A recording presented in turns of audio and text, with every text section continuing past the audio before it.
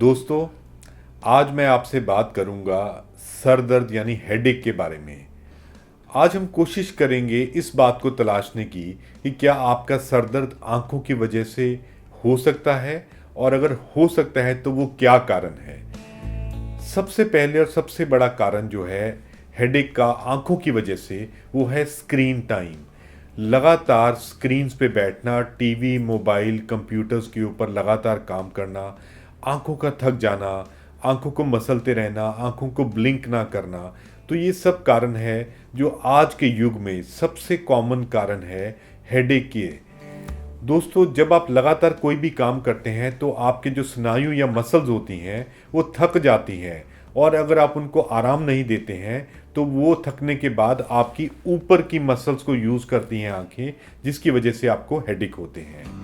Number दो, अगर आपके चश्मे के नंबर हैं और आप उसको इस्तेमाल नहीं कर रहे हैं, और आप अपना कोई भी काम करेंगे तो आप अपना जोर लगा के देखेंगे, अपने स्नायु या मसल्स को ओवर यूज़ करेंगे फिर से, और उससे फिर से आपको हेडेक हो सकते हैं।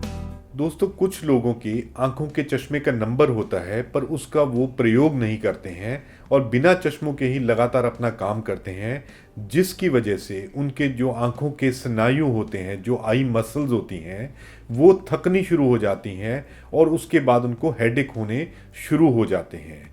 जो लोग रात को पूरी नींद ना लेकर आधी रात तक अपनी स्क्रीन्स और मोबाइल पे काम करते हैं, तो ये एक और वजह है जो सुबह उठ के उन लोगों को भारीपन और हेडेक रहता है।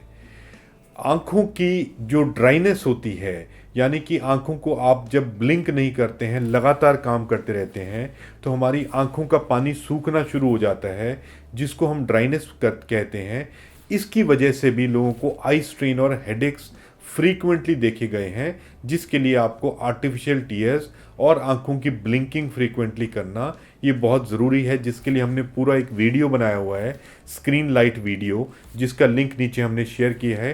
काइंडली उसको आप देखिए ताकि आपको इसके बारे में और डिटेल में समझ आ सके। इसके अलावा आंखों की इन्फेक्शन, जैसे कि आंखों का फ्लू, आई फ्लू जिसे हम बोलते हैं, उसकी वजह से भी आपको हेडेक हो सकते हैं। कई लोगों में आंखों की अंदरूनी सूजन, जिसको हम यूवेटिस बोलते हैं, उसमें आपको काफ़ी सिवियर हेडेक्स का एहसास होता है। और काला मोतिया, जो दर्द वाला काला मोतिया होता है, उसके अंदर कई बार बहुत सिवियर हेडेक्स होते हैं, और हमने देखा है कई बार वो लोग न्यूरोलॉजिस्ट के पास जाकर कई दिन तक दाखिल रहते हैं, जबकि उनकी आंखों का प्रेशर बड़ा होने की वजह से उनको ये हेडेक होते हैं। Migraine with aura. माइग्रेन एक तरह का सर दर्द है, जिसके साथ में आंखों के भी कुछ सिम्टम, जैसे कि आंखों के आगे कुछ लाइट्स दिखना, आंखों के आगे फ्लैशेस दिखना, और उसके साथ में सर दर्द होना, ये भी एक काफ़ी आम देखी गई एक प्रॉब्लम है, जिसको हम माइग्रेन बोलते हैं, जिसमें आंखों के सिम्टम्स आते हैं। और इसके अलावा साइनोसाइटिस यानी कि रेशा। हमारे नाक में हमारे जो साइनसेस हैं, जब वो कभी रेशे से भर जाते हैं, जैसे कि आपको एलर्जी हो, या कई लोग जो स्विमिंग करते हैं उसके बाद उनको देखा गया है कि उनको हेडेक बहुत शुरू हो जाता है, या वो ठंडे पानी से या गर्म सर्द हो जाते हैं, उसमें देखा गया है। तो साइनसिस का भरना, उनका ब्लॉक होना, साइनोसाइटिस एक बहुत कॉमन कारण है जो हेडेक कॉज कर सकता है। कुल मिला के दोस्तों, आजकल के डिजिटल युग में अगर हम अपने लाइफस्टाइल को चेंज कर पाएँ और साथ में पर्याप्त सलाह, राइट कंसल्टेशन के साथ, डॉक्टर के साथ, दवाइयों के साथ मिलके अगर हम इसका इलाज कर पाएँ, तो ये हमारा सक्सेस होगा।